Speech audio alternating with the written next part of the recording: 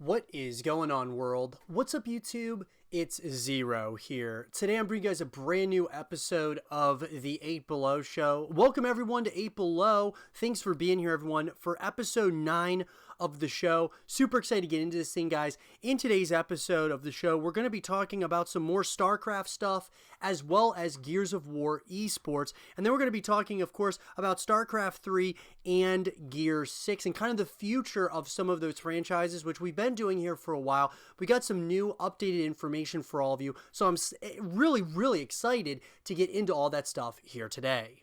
So the first topic of discussion here today, everyone, is going to be one regarding StarCraft. And there's been a lot of discussions within the community regarding StarCraft and the possibilities that StarCraft will suffer the same exact fate as that of Heroes of the Storm, which is another IP owned by Activision Blizzard.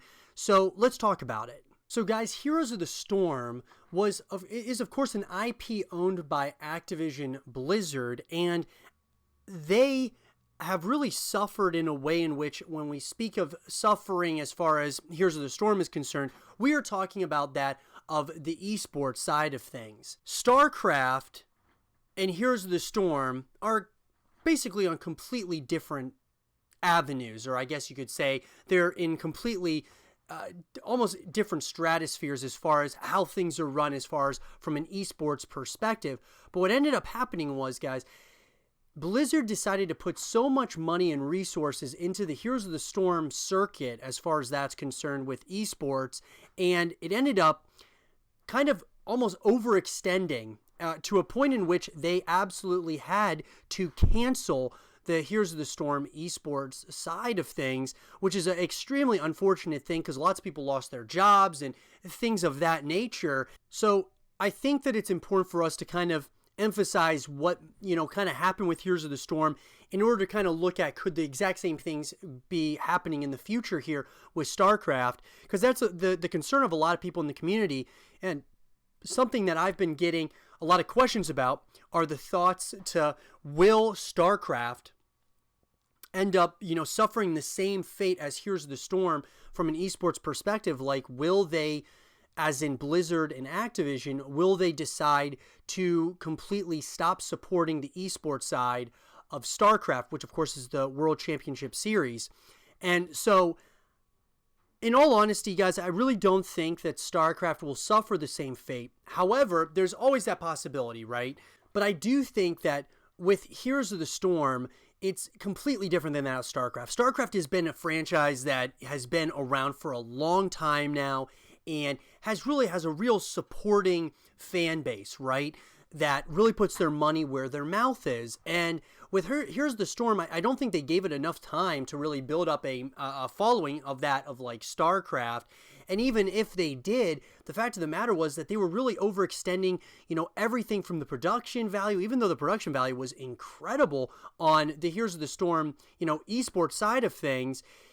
It just gets to the point where when we're talking about budgets and things of that nature, it really ends up, when you overextend, it's really unfortunate that they couldn't just downsize or this kind of like, go down a couple of notches as far as the production value and such is concerned with the esports side of Heroes of the Storm. But I think what happened was too much money was spent on it. It was, they were going kind of all in on Heroes of the Storm. And since it did not really, kind of build to the point of what they were hoping, it just ended up kind of, they felt that it needed to be something that they put to the side, at least for the time being, looks like for the foreseeable future, if not forever, and focus on some of their other IPs, that being like Overwatch and World of Warcraft, and now obviously working on, Diablo and Overwatch 2, and even StarCraft 2 and StarCraft in the WCS. So will StarCraft suffer the same fate as Heroes of the Storm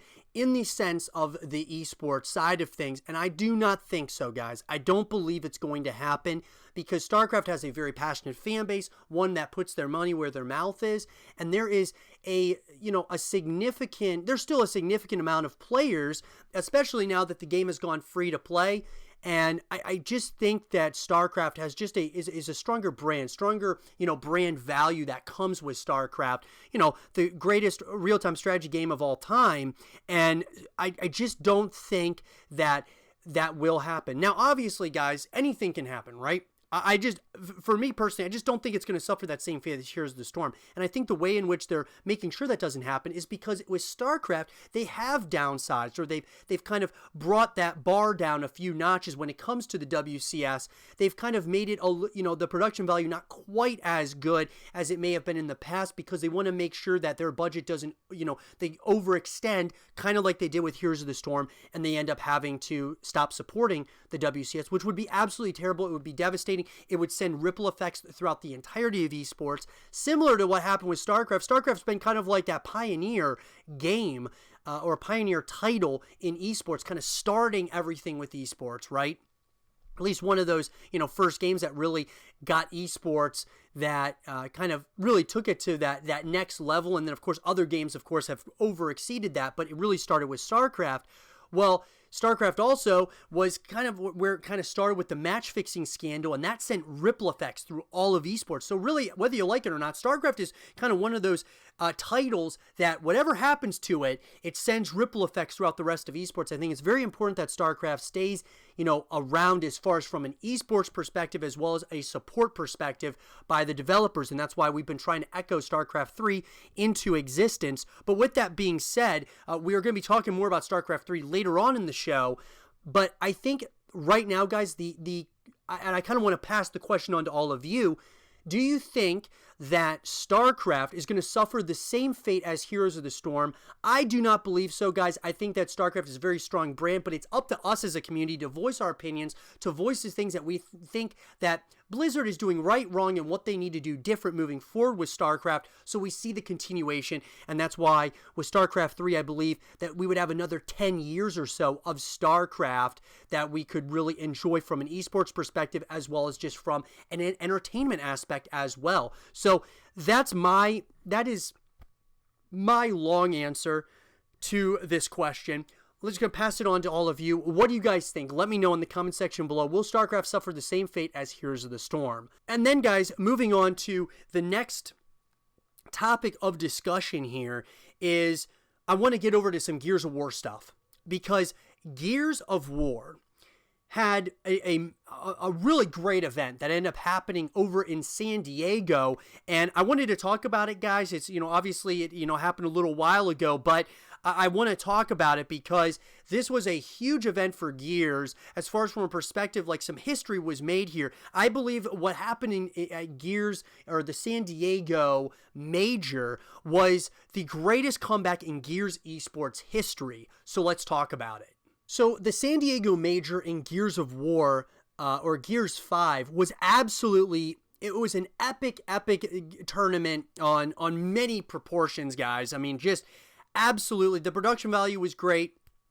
I think it was a great first major for Gears of War and Gears 5 esports. And I think that they did a fantastic job. So real shout out there to, the coalition and everybody who worked on the very first major in Gears 5. But what I will say is this: there was a lot of surprises, lots of things that happened within this tournament, and I want to talk about a number of different things, obviously here in the show today about Gears esports and kind of some of the things that they can change maybe about with moving forward, some of the things they did very well. But the big one was, guys, what I believe was the greatest comeback in Gears esports history we witnessed, that being a Team Reciprocity coming back on Astral Esports in the final, or the grand final of the San Diego Major. They were down, I believe, 2-0, and they reverse swept Astral Esports, bringing it, a 3-2 victory against them. And what an epic way to start off Gears 5 as far as a major is concerned. That was absolutely epic on many proportions. Now, here's some of the things. Energy got upset, which of course was pretty much everybody's prediction to win the San Diego Major and continue their utter dominance. but they got upset, right? They got upset by Mazer Gaming, which was, pretty, I believe it was actually really good for the scene. Even though Energy, obviously brings a lot of, viewership and, so on and so forth with them, wherever they are, whether they're with Optic or now with Energy, they're going to have a lot of, viewers. But I think it was good for the scene because now the narratives are kind of set after that first major. It was kind of now you look at Energy and you say, okay, the comeback story is you're thinking that's probably going to happen, right? They're going to have a massive comeback and they're going to come out, in a revenge tour, essentially. But what this shows me is a few things. It shows me that Team Reciprocity, they are clutch when they need to be clutch. They are a tough and absolute force to be reckoned with those players. Astral Esports absolutely surprised everybody at the event, so it'll be interesting to see what they continue to do. And the same can be said with Mazer Gaming, because Mazer upset Energy. They lost to Team Reciprocity, but I still think that Mazer is going to be a pretty dominant team as well. I think at this point, guys, the top three teams in my eyes, even though Astral Esports, I want to see more consistency from them before putting them in the top three. But I would say the big three at this point, guys, you got Energy, Reciprocity, and Mazer. Those would be my top three, at least. When it comes to when it comes to moving forward, I would say very close out there would be, on the outside looking in, would be Astral as well as Ghost Gaming. Ghost Gaming could maybe take one of the spots of those top three. Maybe Mazer, but I'd have a hard time doing that because I think Mazer's better. And it just looked like Ghost Gaming kind of, you could tell that as the pressure built on them, as far as, getting further and further in the tournament, they kind of broke under that pressure. So I'm very interested to see, the narratives moving into the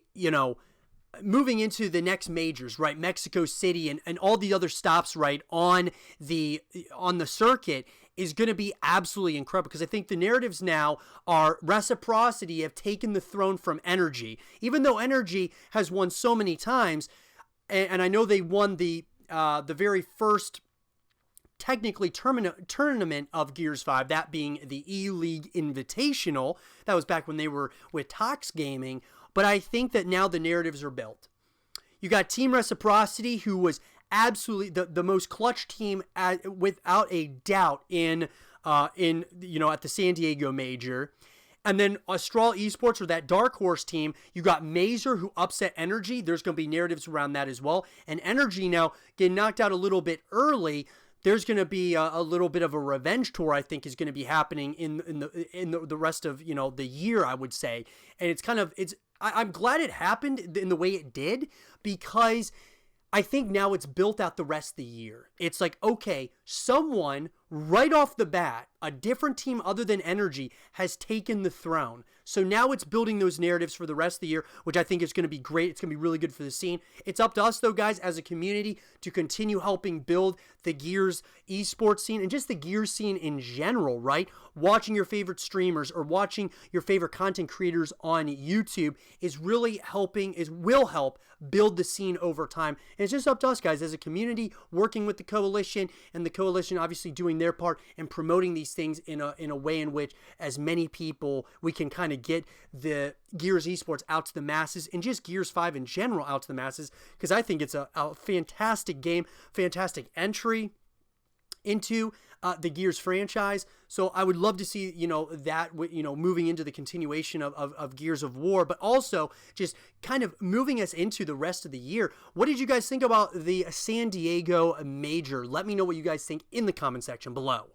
The next topic I want to talk about, guys, is about the events that happened between Nurchio and his team that he was a part of, called MKers, I believe is how you pronounce it, or just MK. I guess we'll just go by MK, because I'm not super familiar with this esports team. But nonetheless, Nurchio is claiming, guys, that MK didn't pay him. And so he posted a tweet, or he tweeted out that what was called the dark side of esports. And if you click on this tweet longer, he goes ahead and he basically gives us the reasoning behind why he's stating that it's called the dark side of esports. And it was very interesting, guys. I'll give you kind of my take on it, but it's a lot of he said, she said sort of scenario, because there's always two sides to every story. But I'm going to give you kind of like the facts of what each side is stating, and then I'll tell you what I kind of think personally about all this. So Nurchio goes ahead and says, "Hello everyone, as of writing this post, MK organization still owes me salary for 2 months, as well as reimbursement for 2 WCS tournaments in Kiev, which is WCS Spring and WCS Summer. I was hesitating about coming forward with this information the past 2 months, as I was still hoping we can resolve the situation on good terms, but MK has ceased all communications with me, and it shows that they want to keep my money in their own pocket. This message will be about the dark side of esports and bad treatment of players by teams, which might go unnoticed if players don't decide to come forward with their own problems, which very often are sad and embarrassing. I'm pretty well known in StarCraft 2 scene and had a fair share of success in my career. So imagine if it happened to me, then it can happen to any of your favorite players, and especially players that are less known than me. I consider myself lucky because in 9 years of my career, I always parted ways with teams on good terms, but unfortunately, it is a different story with MK. Before signing with MK, we agreed that all main StarCraft 2 events, travel, and accommodation will be paid by the team if agreed beforehand, and everything went smooth in those regards, only for the first event under the contract, which was IM Katowice 2019. After that, I tried to contact the organization to prepare the accommodation and travel for WCS Spring ahead of time so we could get cheaper flights as well as hotel. Very often, time is of the essence in this matter because hotels close to the tournament venue are usually booked really fast or prices skyrocket and you unnecessarily have to overpay. But it might be just a matter of convenience. For WCS Summer and WCS Spring, tournament organizers required players to confirm their participation by sending your flight tickets and hotel booking around 1 week before the tournament started. The biggest problem is that MK organization never responded to me before WCS Spring, and I was finally forced to book everything myself at the last moment before the tournament, less than 1 week, or I would be risking withdrawal from the tournament. I was already talking to the organizers that I have troubles with the team booking and asking them for additional time to confirm my slot in the tournament. The thing about all of this is that it puts insane amount of pressure on the player when the team acts like what I described above. Traveling abroad for professional tournaments should be planned beforehand from start to finish. Of course, I tried signaling this to the team, but I might as well have been talking to the wall. In terms of salary at this point, I was still being paid, although the payments started coming in late, like 1 month, and I usually had to ask many times for them. Before WCS Summer, MK informed me about the termination of my contract, which was signed until the end of the year, although they might have forgotten that there is a month of notice in the contract. The whole communication from the upper management was run through managers who couldn't really get in touch with the organization itself very often, and all my official emails to MK were never really responded to. My salaries for the last 2 months playing for MK were never paid. As of today, I'm still fighting to get my money back, but of course MK is hiding behind the cost of legal dispute over contract between entities from different countries. I'm bringing this story forward to open your eyes about problems that many players have to deal with, but many times are not heard of.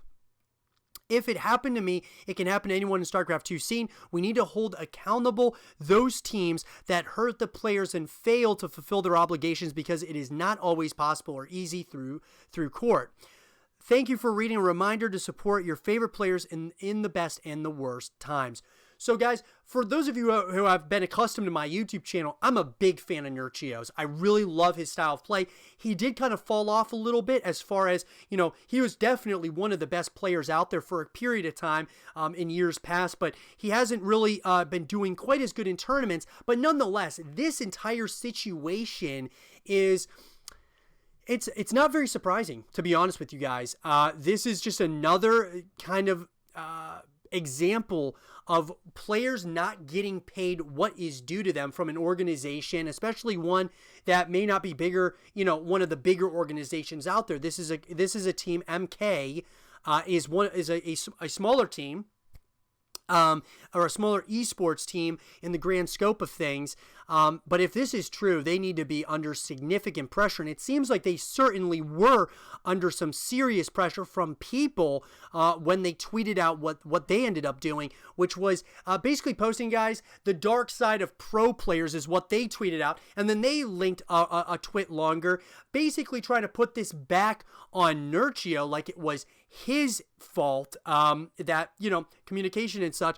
But let's go ahead and talk about this, and then what we'll do is after I read you the MK side of things, we'll kind of break these things down and we'll talk about it a little bit. So they say the dark side of pro players. The MK company has acknowledged the public statements released last week by Mr. Arthur Block, also known as Nurchio, and has instructed its lawyers to clarify what happened by verifying any contractual shortfalls or damage to the image of the company itself or its sponsors. Unfortunately, once again, we notice the lack of professionalism from the esports sector. We remind everyone that in the case of receivables due, the correct procedure is not the public defamation of the debtor, but the regular performance of the credit recovery procedures. We hope to start to build a more professional relationship where chats and communities are used solely to entertain and help the young pro players improve not only their gaming skills, but also and especially the correct handling of employment legal issues that concern them. Organizations such as MK are investing heavily in growing in this sector, and it is no longer acceptable to deal with those who expect payments without issuing receipts, invoices, or aren't even able to issue them, or even worse, with those who threaten to publish their dissent on the company's social networks. During the past 3 years, we, as well as others, have experienced all kinds of situations like people not settling their share of a prize pool or not paying our credits promptly. We have never considered defaming them on social media. It wouldn't have been professional. While we wait for better regulations, we think it is important to start behaving accordingly. Now, MK got a lot of backlash for this, and I think it's very just that they are getting a lot of backlash, because really they're talking about, it's not professional to really be responding to these things or calling people out on social media. Well, then why are they doing it now? I understand that Nurchio is a pretty big figure in StarCraft 2, but MK should probably not have said anything. They probably should just try to, handle this behind closed doors, because it does look like Nurchio is stating that, yeah, you guys aren't paying me, and that's not cool. What they're trying to say, though, is that, they're not getting, proper receipts and invoices and such. But to me,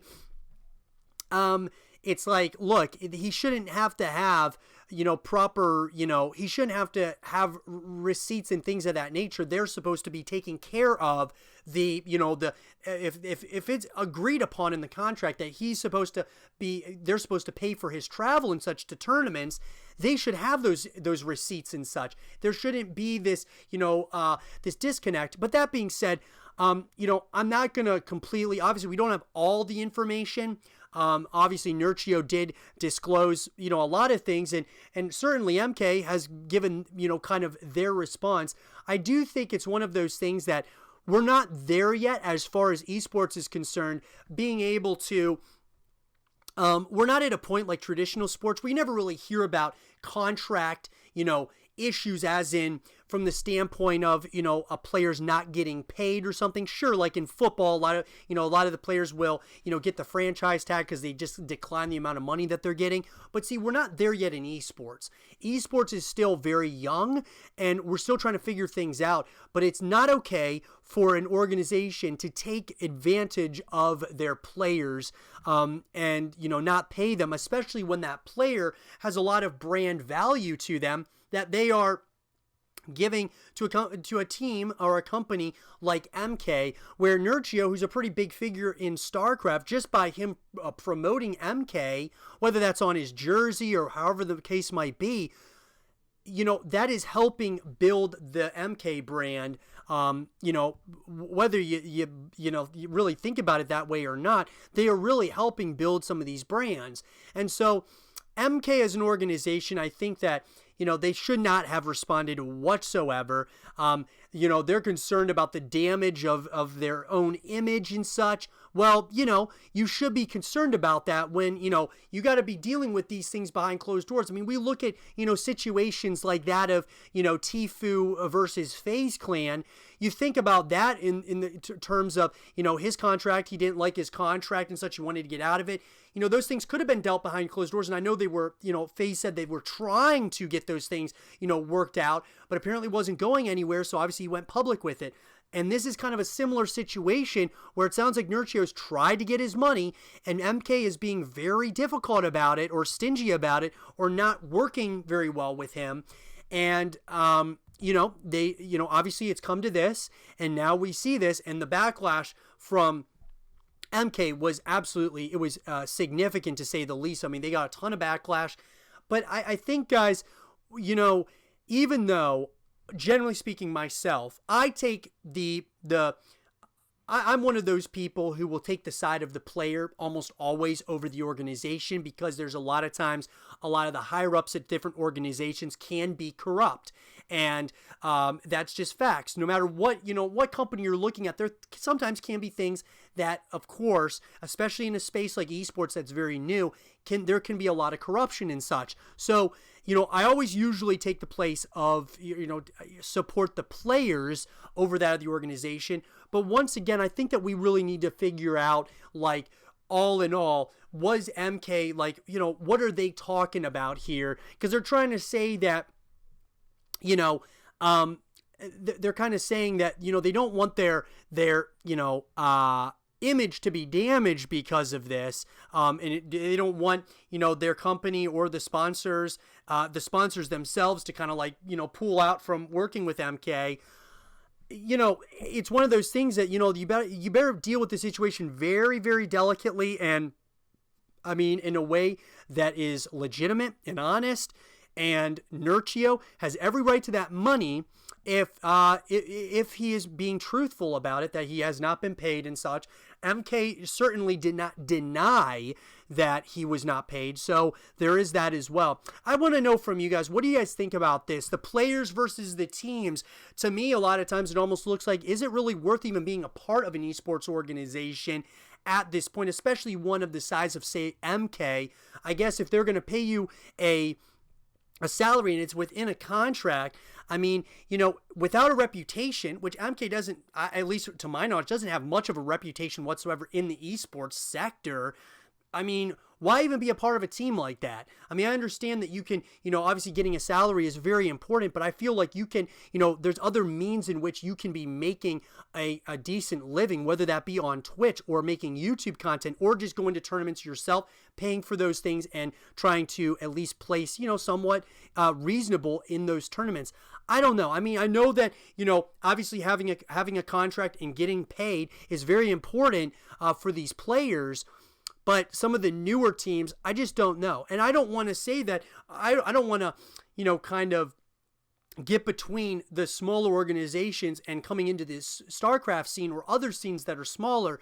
But I'm just saying that, I think players need to be very, mindful that these things obviously can happen. They're probably happening more than you might think.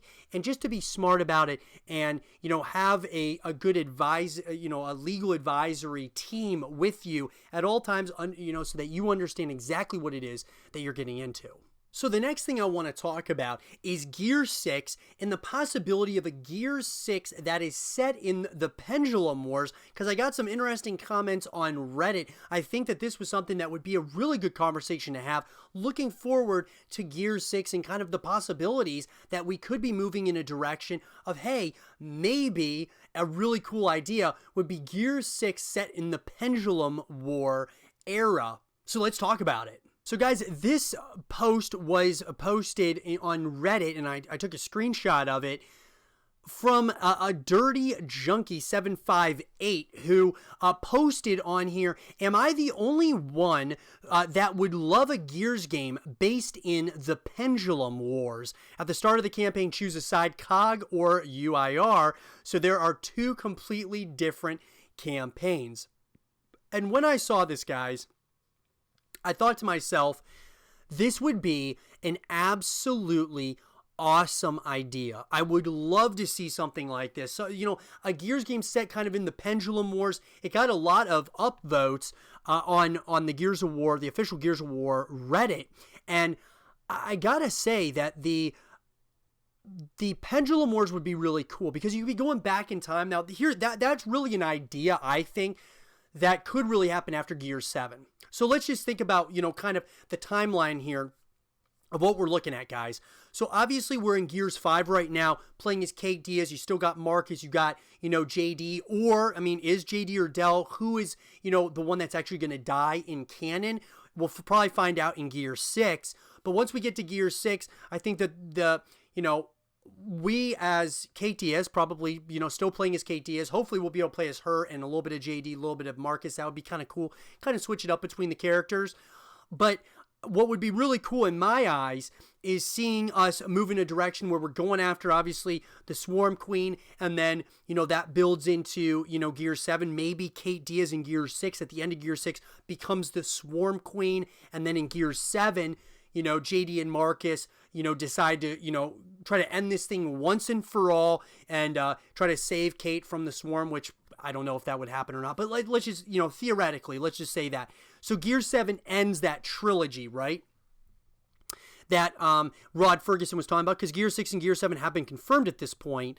So a Pendulum Wars would be a really cool idea, say if they decide, after Gears 7 is kind of like the end of that, trilogy or that portion of the story. There's still so much that could be told, though, with Gears of War. There's just absolutely so much that you could tell within this story. Going back in time, which, of course, before E-Day and all of those things, I think doing the Pendulum Wars would be awesome, and having completely new characters. I think all of those things would be something, special, something that would be really neat to see, maybe seeing Marcus Phoenix's dad, or, even just seeing completely new characters, right? I think would be absolutely awesome. I think it would be a great idea after Gears 7 to see that. Now, Gears 6, would we see that?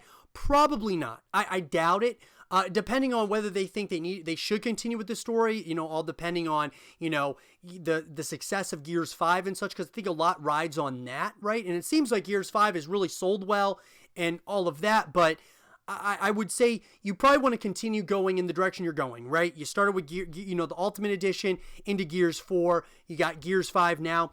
Get Gears 6, Gears 7 kind of moving, continuing and maybe concluding this portion of the Gears of War story, and then maybe go back in time with a kind of similar to what they did with Gears of War Judgment. They kind of did like a little bit of a side story. I think that if they did that with Pendulum Wars, but you didn't obviously make it like a horde simulator like it felt like in Gears of War Judgment, you kind of make it, let's just say, for example, it's called Gears of War Pendulum Wars or something, or, whatever. That would be kind of like a side story, but it would also be that continuation of the story, even though it's kind of going back in time. I think that would be something that would be different, because I do think after Gears 7, guys, they probably will take a long hiatus from Gears of War. I would say probably at least, maybe 5 to 10 years until we would see another, Gears of War game added. I think they would continue to support a Gears 7 from an esports and, just from a support, casual gamer and just, entertainment value standpoint, but I don't think we would see a Pendulum War game in a while, but I love the idea of it. I think that would be awesome. Gear 6, I don't think would be set in the Pendulum Wars, but that is something that, you never know what they might do. They might say, what, the Gears 5 story, we don't like where it's going right now. Let's go back in time. We'll do like something in Gear 6 that's a little bit, goes back in time, and then we'll come back to the continuation of Gears 5 into Gears 7. There's a lot of ways in which the Coalition could go with it. I would love to hear from you guys. What do you all think about that? Would you like to see Gears 6 set in the Pendulum War era, or would you rather they finish the trilogy or finish, to Gears 7, and then they go back around and they kind of start the Pendulum War games in the Gears of War franchise? Let me know what you guys think about that. So our next topic in the show, guys, is talking about StarCraft 3, and the possibility, obviously, that we've been talking about StarCraft 3 now for a while on the YouTube channel, right? We've been talking about different ways in which we might be able to see a StarCraft 3 in the near future. We've been talking about I guess what you could say, the developers themselves over at Blizzard who work on StarCraft 2 would be open and would want to make a StarCraft 3. But obviously, all those things come down to the community. And here's my thought, guys.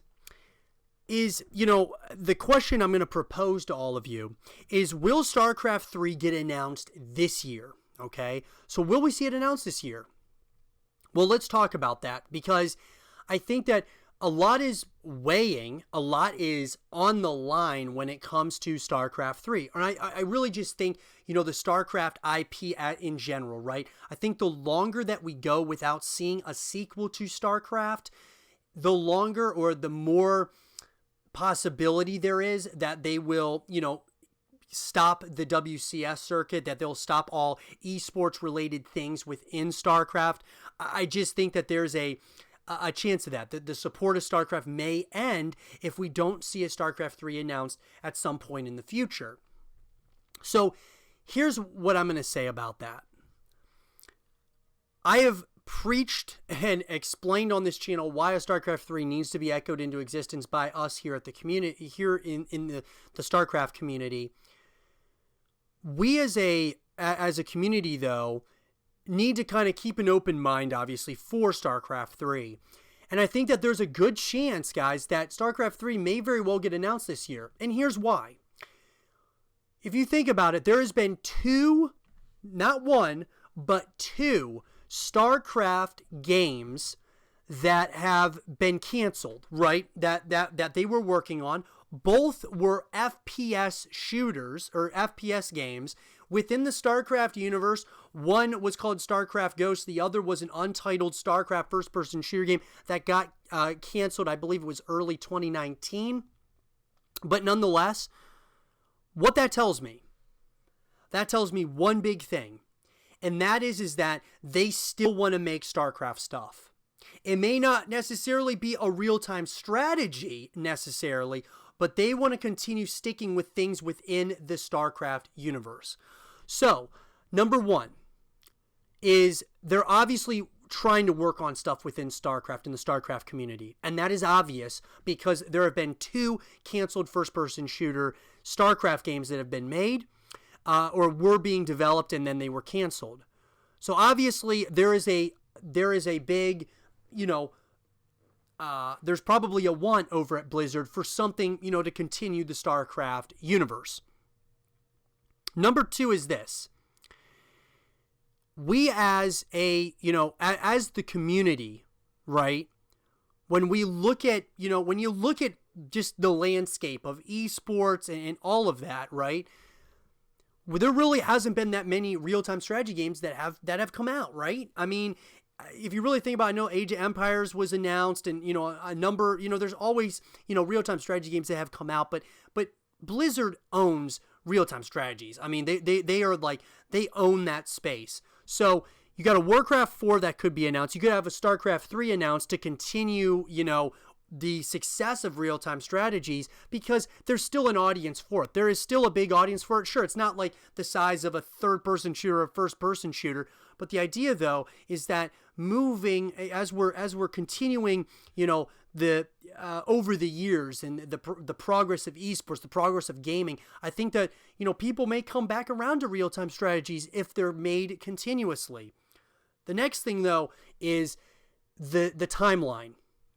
So between StarCraft 1 and StarCraft 2, you had about 10 years. StarCraft 2 to now, you've basically had, you're on the 10th year, about the, that 11th year. Now, if you want to base it around when Legacy of the Void came out, Legacy of the Void came out in, I believe, 2015. So you're looking at, we're about, 5 years now, which is only half of, obviously 10.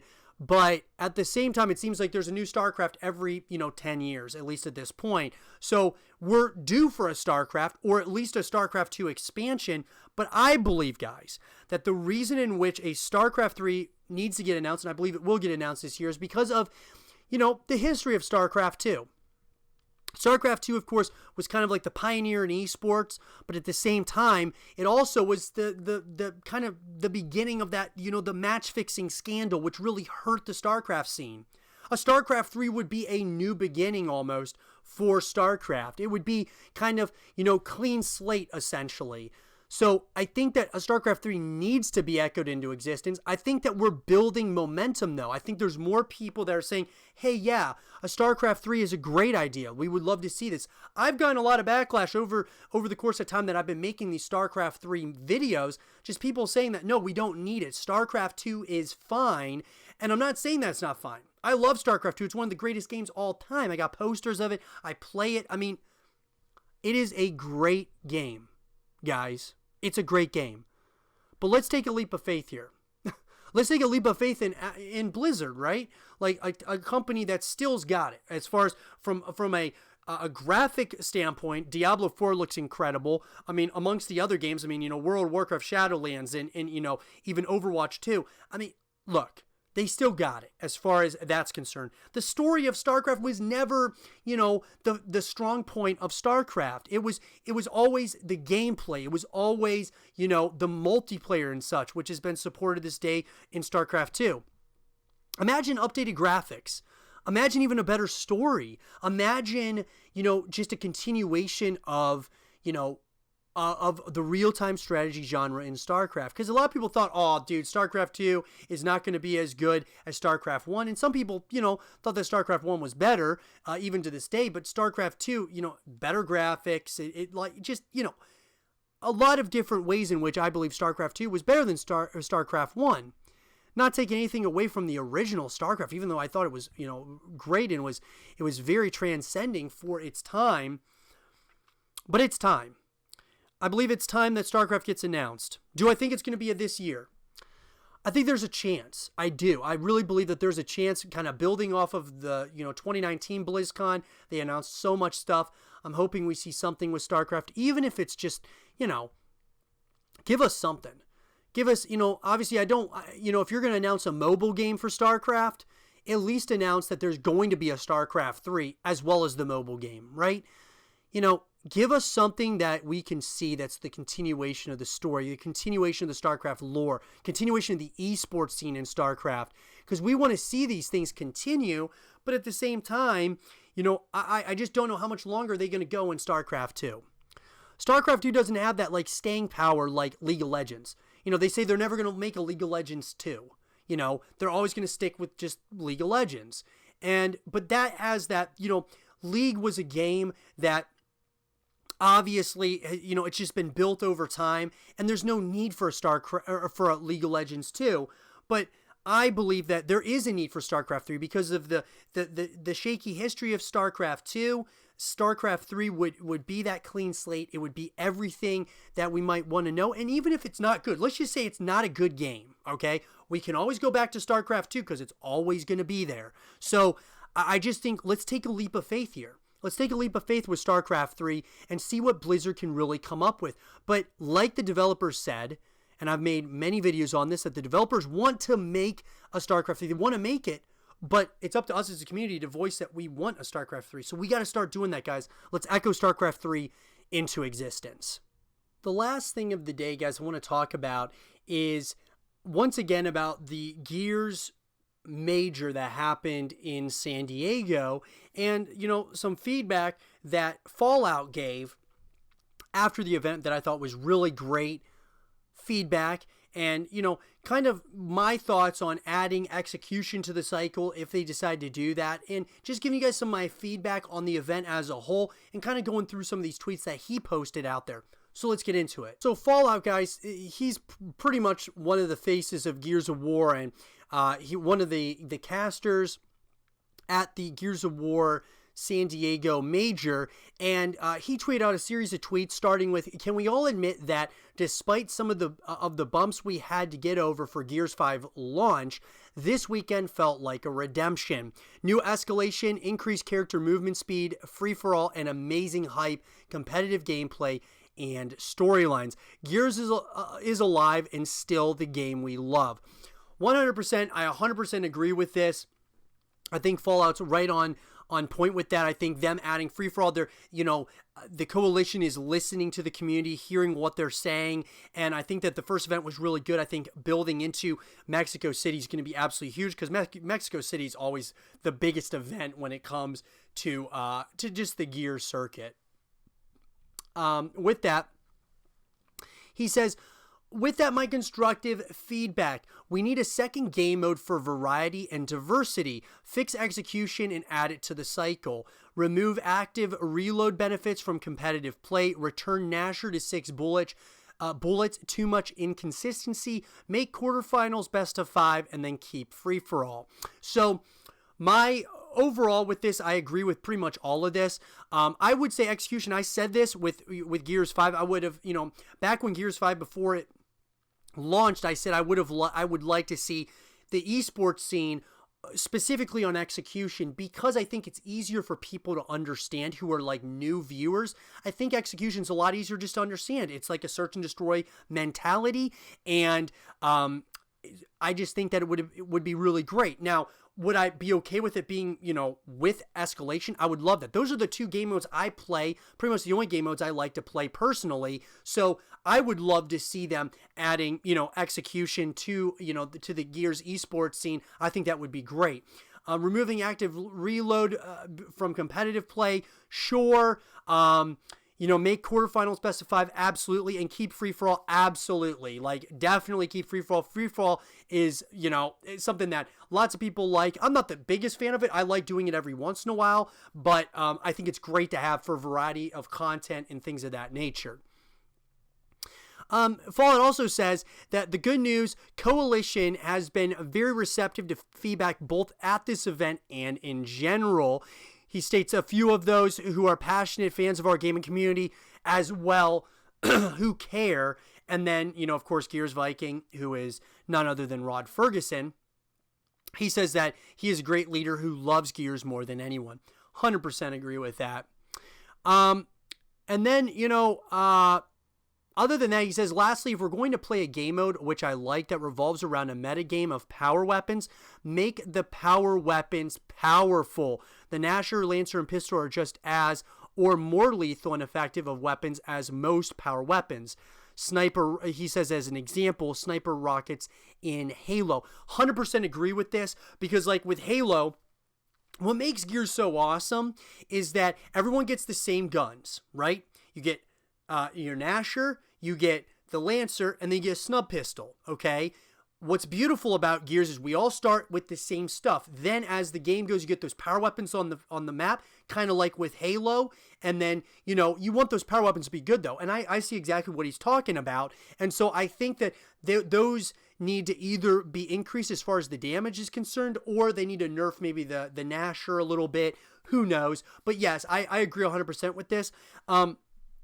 But I think, guys, the big one I want to kind of point out is adding, make execution part of the cycle within that of the esports of Gears of War. I would love to see to see this happen, because execution, I just think, would be so much easier for people to understand. Even though escalation is a fantastic game mode, one of the best game modes in all of esports, in my opinion, execution, there's nothing like it when it comes to just a simple search and destroy. You got power weapons, everyone's got the same, got the exact same weapons. I mean, it just makes a lot of sense to me. Escalation's great as well, but I would love to see those 2 games, cycled around, because then, yeah, it would add more challenges, more that you would have to strategize around, or just make it 100% execution. I think there's so much strategy that goes into there.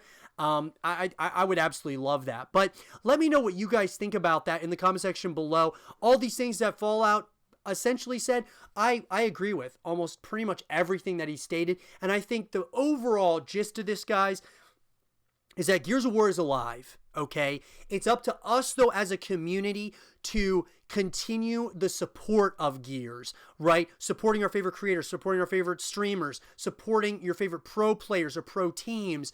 Those things all help building out a scene. Let's make this thing huge, man. Let's make it happen. And I hope you guys did enjoy this episode of the 8 Below Show. And if you guys did, leave a thumbs up, subscribe if you're new, stay positive. And as always, I'll talk to you guys all in the next one. Peace.